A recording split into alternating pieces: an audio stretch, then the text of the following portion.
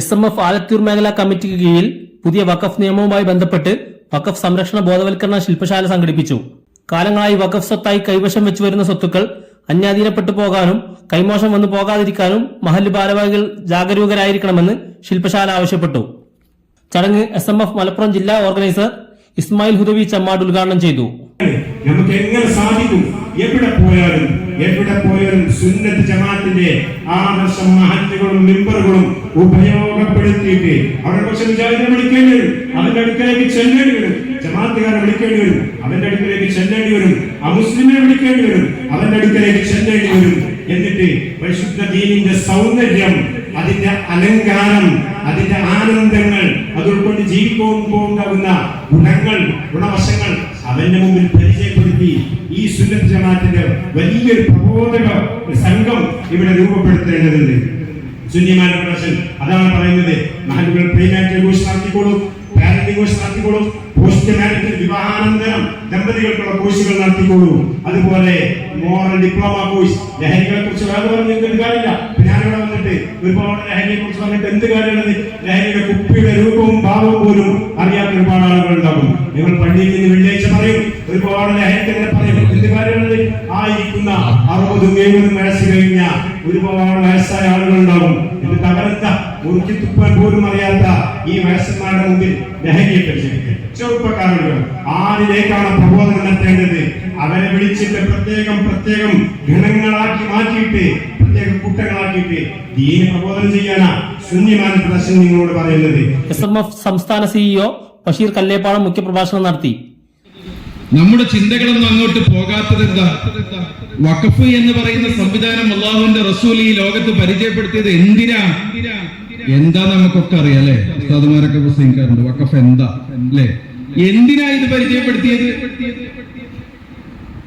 വളരെ കൃത്യമായി Umar bin Khattab റളിയല്ലാഹു തആല അൻഹുവിന്റെ കാലത്ത് മുറത്തങ്ങൾക്കുണ്ടായിരുന്ന ഒരു ഹൈബറിൽ ഉണ്ടായിരുന്ന ഒരു ഭൂമി വഖഫ് ചെയ്യാൻ വേണ്ടി, അല്ലെങ്കിൽ അള്ളാഹുവിന്റെ മാർഗത്തിൽ എങ്ങനെയാണ് റസൂലെ ഇത് ഏറ്റവും നന്നായി ഉപയോഗിക്കേണ്ടത്? എന്റെ കയ്യിൽ ഒരു തുണ്ട് ഭൂമിയുണ്ട് റസൂലെ, അള്ളാഹുവിന്റെ മാർഗത്തിൽ ഞാൻ ഇത് വിനിയോഗിക്കാൻ ആഗ്രഹിക്കുന്നു എന്ന് പറഞ്ഞപ്പോ റസൂലുള്ള പറഞ്ഞത്, ഉമർ ബിൻ ഖത്താബ് തങ്ങളോട് പറഞ്ഞു, അതാണ് ചരിത്രത്തിൽ ആദ്യമായി വഖഫ് സംഭവിച്ചതായിട്ട് രേഖപ്പെടുത്തുന്നത്. ഉമർ ബിൻ ഖത്താബ് തങ്ങളോട് റസൂൽ പറഞ്ഞത് 3 കാര്യങ്ങളാണ്. ഒന്ന്, വഖഫ് ജാരിയായ സദഖയായത് കൊണ്ട് നീ ആ ഭൂമി വഖഫ് ചെയ്യണം, അല്ലാഹുവിനെ സമർപ്പിക്കണം. 2, വഖഫിന്റെ കൃത്യമായ ലക്ഷ്യവും ഉദ്ദേശവും എന്താണെന്ന് വ്യക്തമാക്കി റസൂൽ. 2, ആ വഖഫ് ചെയ്യപ്പെട്ട ഭൂമി ജനക്ഷേമത്തിനല്ലാതെ ഉപയോഗിക്കാൻ പാടില്ല. എന്തിനാണ്? ജനക്ഷേമത്തിനല്ലാതെ ഉപയോഗിക്കാൻ പാടില്ല. അപ്പൊ വഖഫ് ജനക്ഷേമത്തിനാണ്, ലക്ഷ്യം കൃത്യമാണ്. 3 പറഞ്ഞു, അനന്തരമെടുക്കാൻ പാടില്ല, തലമുറകൾക്ക് വീതിച്ചു കൊടുക്കാൻ പാടില്ല, അതും വഖഫിന്റെ നിബന്ധനയാണ്. അപ്പൊ ഈ ലോകത്ത് അല്ലാഹു സുബ്ഹാനഹു വ തആലക്ക് സമർപ്പിക്കപ്പെട്ട ഭൂമികൾ കൊണ്ട് ജനങ്ങൾക്ക് ഗുണമുണ്ടാകണം. ജനങ്ങൾക്ക് ഗുണം ചെയ്യുന്നവനെയാണ് അള്ളാഹ്ക്ക് ഏറ്റവും ഇഷ്ടമെന്ന് റസൂൽ. നോക്കൂ നിങ്ങൾ അല്ലേ? വഖഫ് കൈകാര്യം ചെയ്യുന്ന മഹല്ല് മദ്രസ കമ്മിറ്റിക്കാരെന്നുള്ള നിലക്ക് ജനങ്ങൾക്ക് ഏറ്റവും ഇഷ്ടമുള്ളവരാവാൻ നമുക്ക് ലഭിച്ച സുവർണാവസരമാണിത്. പ്രസിഡന്റും സെക്രട്ടറി പദമൊക്കെ അല്ലെ? കാരണം എന്താ? ജനക്ഷേമത്തിനായി ഒരു സംവിധാനം തന്നെ റസൂൽ പരിചയപ്പെടുത്തി അതിന്റെ ഖാദിമീങ്ങളാണ് നമ്മൾ.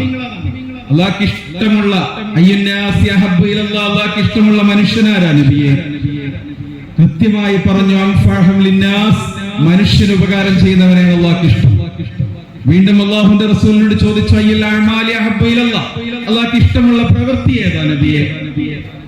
കൃത്യമായ മറുപടിയാണ് റസൂൽ പറഞ്ഞത്, മൻ മശാ ഫീ ഹാജതി അഖീഹി വബലഅ ഫീഹാ കാന ഖൈറൻ മിൻ ഇഅ്തികാഫി 10 സിനീൻ. അങ്ങനെ തന്നെയല്ലേ? അല്ലേ ഉസ്താദ്? നോക്കണുണ്ടോ? എനിക്ക് സംശയം. അങ്ങനെ തന്നെയാണ്. ആരെങ്കിലും തന്റെ സഹോദരൻ അല്ലെങ്കിൽ ഒരാൾ തന്നോടൊരു ആവശ്യം എന്ന് പറഞ്ഞാൽ മൻ മശാ, ആ ആവശ്യത്തിന്റെ കൂടെ നടന്നുകൊണ്ട് മഹല്ലിലെ സാമ്പത്തികമായി പിന്നോക്കം നിൽക്കുന്ന വിധവയായ ഒരു സ്ത്രീ തന്റെ മകളുടെ കല്യാണത്തിന് വേണ്ടി സഹായം അഭ്യർത്ഥിച്ചുകൊണ്ട് സെക്രട്ടറിയുടെ അടുത്ത് വന്നാൽ, ശരി നാളെ പോയോ അല്ലേ?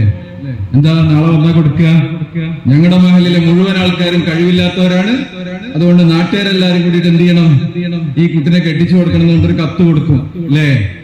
റസൂല് പഠിപ്പിച്ചത് അങ്ങനെയല്ലല്ലോ. മൻ മശാ, അങ്ങനെ ഒരു ആവശ്യം നിന്നോട് വന്ന് പറഞ്ഞാൽ നീ ആവശ്യത്തിന്റെ കൂടെ നടന്നുകൊണ്ട് ആ ആവശ്യം പൂർത്തിയാക്കി കൊടുത്താൽ കൃത്യമായ ഓഫറാണ്.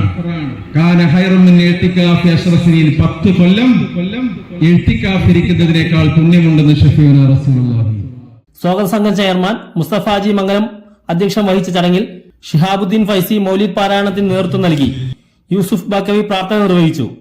M Abdullakutty, P C Muhammad Haji, M Mustafa Haji Alathiyur, K P Manu Haji Alingal, K M Shafi master Alathiyur, T N Shaji Taluka എന്നിവർ സംബന്ധിച്ചു. ഹംസ ഹാജി മുട്ടന്നൂർ, ആരിഫ് പാലോത്തുപറമ്പ്, ഷാവുൽ ഹമീദ് കൈനിക്കര, സഹീർ അനസുദവി, സി മുസ്തഫ ഹാജി പുറത്തൂർ, അബ്ദുസലാം മംഗലം, മുഹമ്മദ് റാഷിദ് ഉദവി പുതുപ്പള്ളി തുടങ്ങിയവർ ആശംസകൾ അർപ്പിച്ച് സംസാരിച്ചു. സി സുലൈമാൻ ഹാജി പാലക്കൽ സ്വാഗതവും അബ്ദുൾ റസാഖ് ഹാജി ആലത്തിയൂർ നന്ദിയും പറഞ്ഞു.